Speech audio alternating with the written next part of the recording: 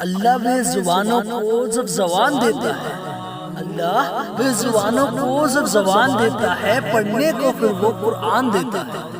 بخشنے پر آئے جب امت کے گناہوں کو، بخشنے پر آئے جب امت کے گناہوں کو، تحفے میں گنہگاروں کو رمضان دیتے ہیں۔ چاند کی پہلی دستک پہ چاند مبارک کہتے ہیں، سب سے پہلے ہم آپ کو رمضان مبارک کہتے ہیں۔ مبارک ماہ رمضان بھی آ گیا، بے شک اس میں کوئی شک نہیں کہ ماہ رمضان کی خوشی بھی ہے، غم بھی ہے۔ غم ہے ہمیں ہماری مسجدوں میں نماز نہیں ہونے کا، غم ہے ہمیں ہماری مسجدوں میں تراویح نہیں ہونے کا، غم ہے ہمیں ہماری مسجدوں میں تالے لگنے کا، غم ہے ہمیں ہماری مسجدوں میں جمعہ نہیں ہونے کا، کیونکہ صاحب اللہ ہم سے ناراض ہے۔ لوگ کہتے ہیں دنیا کے حکمرانوں نے، دیش کے حکمرانوں نے مل کر مسجدوں پر تالے لگوا دیے۔ نہیں صاحب، دنیا کے حکمرانوں کی اتنی اوقات نہیں کہ وہ دنیا کو بنانے والے مالک سے مقابلہ کر سکتے۔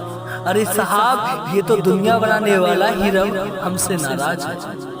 اب آپ کہو گے صاحب مسجد بند ہے تو کیا ہوا، نئے کپڑے تو خرید سکتے ہیں، نئے سامان تو خرید سکتے ہیں، آخر عید بھی تو منانی ہے۔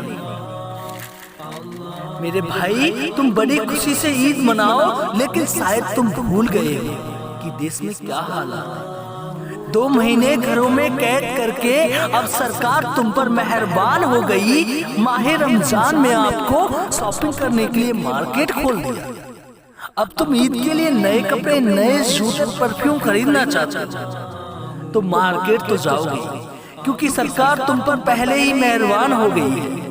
جب مارکیٹ سامان خریدنے جاؤ گے تو اپنے دوستوں کو بھی ساتھ لے جاؤ گے، کیونکہ بھائی دوستوں کی پسند سے جو سب کچھ خریدا جاتا ہے سب ایسا مارکیٹ میں دیا ہو۔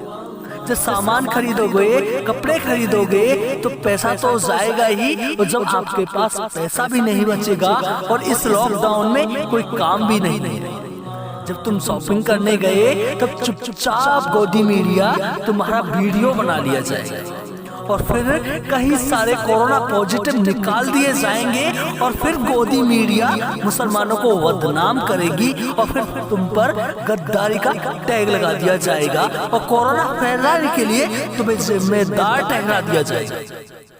جب تم گھر سے کمانے کے لیے نکلو گے تب تمہیں سب کی نگاہوں سے دیکھا جائے گا، کوئی کام بھی نہیں ملے گا تمہیں، اور کچھ بیچنا بھی چاہو گے تو تمہارا آدھار کارڈ دیکھا جائے گا، اور مسلمان ہونے پر تمہیں پیٹا جائے گا، اور تمہاری اس سمے کوئی مدد کرنے والا بھی نہیں ہوگا، کیونکہ گودی میڈیا نے جو ویڈیو بنائی تھی تمہاری شاپنگ کی، اسے دکھا دکھا کر تمہیں اتنا بدنام کر دیا کہ تم سوچ بھی نہیں سکتے۔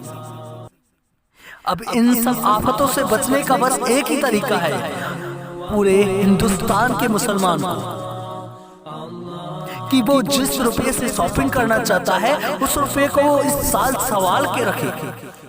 تمہارے وہ بھائی، وہ رشتہ دار، وہ پڑوسی جو اس لاک ڈاؤن میں بالکل برباد ہو گئے، جن کے پاس نئے کپڑے خریدنا تو چھوڑو، ایک ٹائم کھانا کھانے کا بھی راشن نہیں ہے، ان روپے سے ان لوگوں کی مدد کرو۔ میرے بھائی، اس طرح سے نیکی کمانے کا اور مدد کرنے کا نیک کام اس کے بعد تمہیں کبھی ملنے والا نہیں۔ تم ذرا سوچ کے دیکھو، کیا تم نے اس سے پہلے اتنی بڑی نیکی اور اتنی بڑی مدد کی ہے؟ نہیں کی ہو تو بھائی، اب جب اللہ نے تمہیں موقع دیا ہے تو کیوں نہیں تم نیکی کماؤ؟ میرے بھائی، عید مناؤ، بڑی سادگی سے مناؤ۔ عید منانے کے لیے تم سے کسی نے منع نہیں کیا، اور جب عید کی نماز ہی نہیں ہوگی مسجد میں، تب گھر پہ ہی عید کی نماز پڑھو گے، تب کیسا فخر محسوس ہوگا ان نئے کپڑوں میں۔ کم سے کم ایک غریب کا پیٹ بھرے گا تو کم سے کم وہ تمہیں دعا تو دے گا۔ میرے بھائی، بس آپ سے ایک ہی گزارش ہے کہ اس سال ان سبھی سے بچ جاؤ، تم بدنام ہونے سے بھی بچ جاؤ گے، اور تمہارا بس میں چاہتا ہوں اللہ ہمیں اور آپ کو ان سب پر عمل کرنے کی توفیق عطا فرمائے، آمین ثم آمین۔